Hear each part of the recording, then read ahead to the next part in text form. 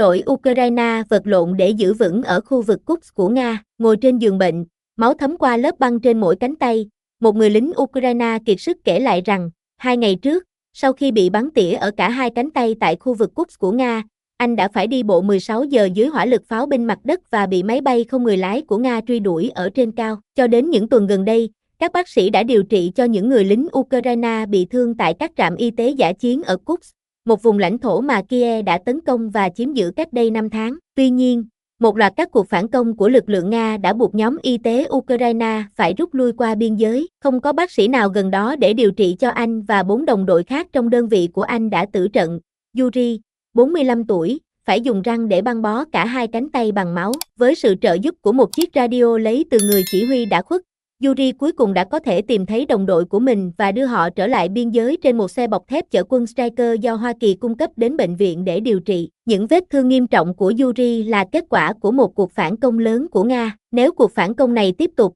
nó sẽ gây ra mối đe dọa nghiêm trọng đối với con bài mặt cả lãnh thổ duy nhất của Ukraine trong cuộc chiến. Các chỉ huy và binh lính Ukraine cho biết Nga đã triển khai 60.000 quân đến khu vực Kursk và đang tấn công nhiều vị trí của Ukraine bằng mọi cách có thể. Bị áp đảo về số lượng, lực lượng Ukraine vẫn đang giữ vững lãnh thổ mà họ kiểm soát. Quyết tâm này đã được củng cố một phần khi Tổng thống Joe Biden bật đèn xanh cho Kiev sử dụng tên lửa đạn đạo chiến thuật tầm xa ATACMS do Hoa Kỳ sản xuất để tấn công sâu hơn vào Nga. Điều kiện lầy lội và các rào cản tự nhiên như sông ngòi cũng đã giúp Ukraine giữ vững một số phòng tuyến của mình. Tuy nhiên, các đợt triển khai lớn của Nga đến Kursk đã giúp Moscow chiếm lại khoảng 40% trong số hơn 1.300 km vuông mà Ukraine ban đầu nắm giữ. Khi Yuri và các đồng chí của mình tiến vào Kursk để thực hiện nhiệm vụ cuối cùng trong tháng, anh ấy nói rằng, chúng tôi chắc chắn sẽ đạt được điều gì đó, nhưng chúng tôi không chắc mình sẽ sống sót. Trong bài phát biểu của mình, Tổng thống Nga Vladimir Putin liên tục hạ thấp tầm quan trọng của cuộc tấn công Kursk,